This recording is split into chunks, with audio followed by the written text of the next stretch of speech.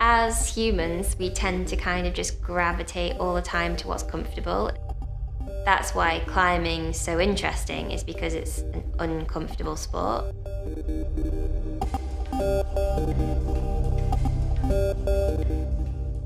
I was living in Chamonix for part of the year. I made the call to move back home to the UK.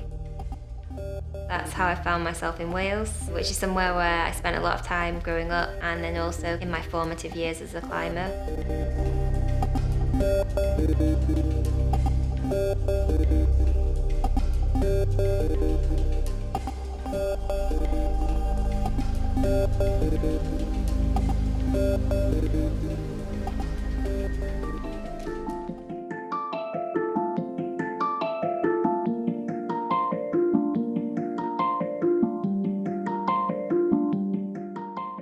I've always kind of considered myself an adventure climber and not necessarily an athlete.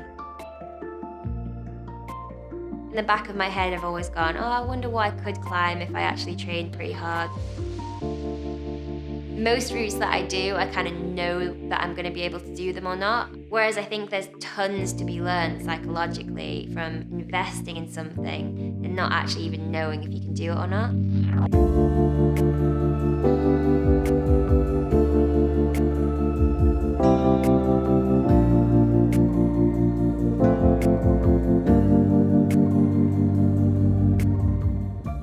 When I was struggling with this shoulder injury, I used that time to study and develop a coaching business. And it can at times be stressful because I'm trying to juggle two careers essentially, my professional climbing and the coaching.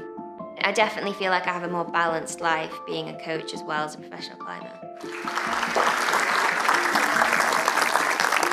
Hi everyone.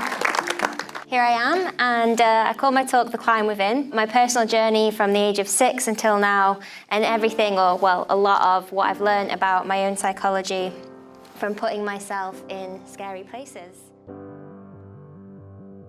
I think I was given a bit of a head start in life when it comes to being a bit brave and pushing myself outside my comfort zone, largely because my parents were brave with me and my brother.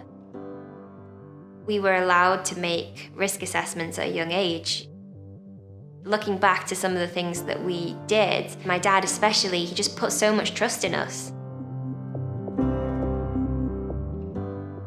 Going into climbing as an adult, I was a bit more prepared to make those kind of decisions and make those calls. And I really don't consider myself a particularly risky person. I think I actually have quite a low tolerance for risk, but I'm fairly good at rationalizing the circumstances where there's low risk, but it feels uncomfortable. I think that's kind of what I'm quite good at.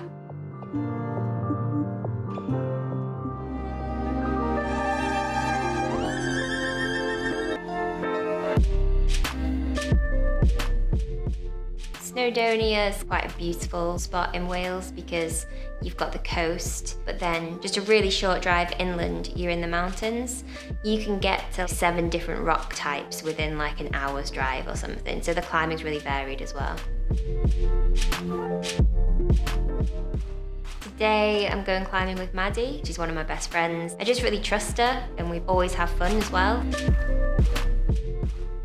I've been climbing with Hazel since I started climbing, so for me that's probably like a bit over 10 years now. I think we're both people who see the value in not taking ourselves too seriously. We both know that we can push the other a little bit in terms of taking the mick, and I think that's really nice to have in life and when you go out climbing.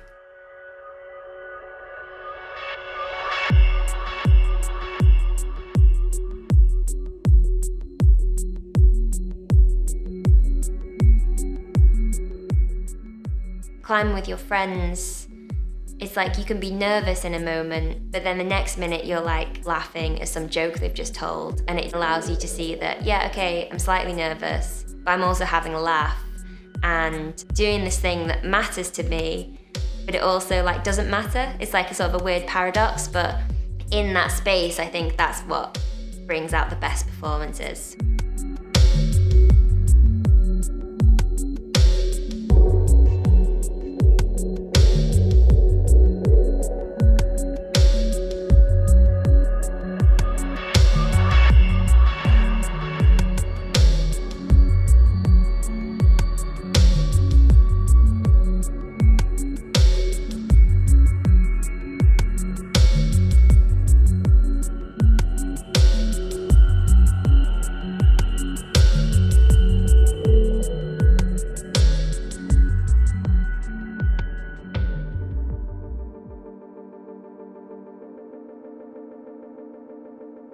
The next route we're going to go to is a route called Soap on a Rope, which is a route above Vivian Quarry, which is water-filled.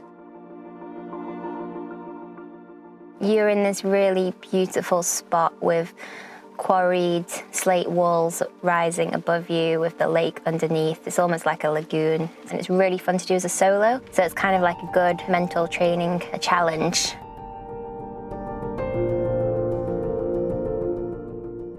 You abseil into Soap on a Rope, and so on the way down we were kind of like brushing the holds to get the dirt off them. It's quite interesting, that process, because obviously the longer you take looking at the moves and brushing the holds, the easier it will feel when you come to do it without the rope there.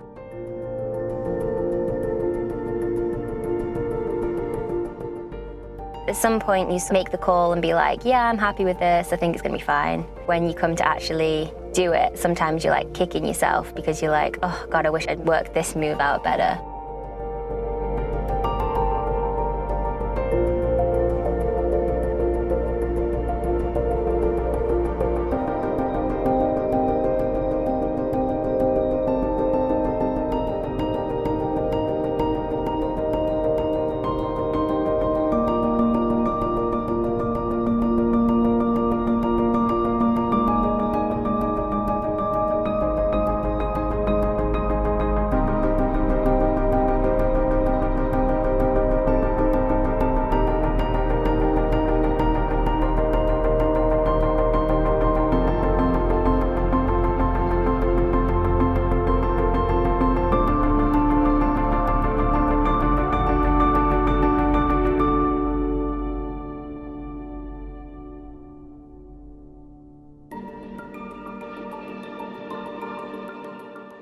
The concept of mental training for me is an ongoing process, like it never ends. So all of the things that I could learn to help me become a better coach are also things that are going to help me learn to be a better climber, but also probably a better person.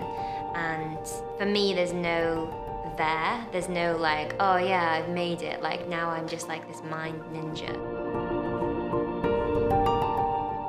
Process of learning more about my own psychology and about psychology in general just keeps rolling, and I find that personally really motivating, that it will never end and I'll never have to get bored of it.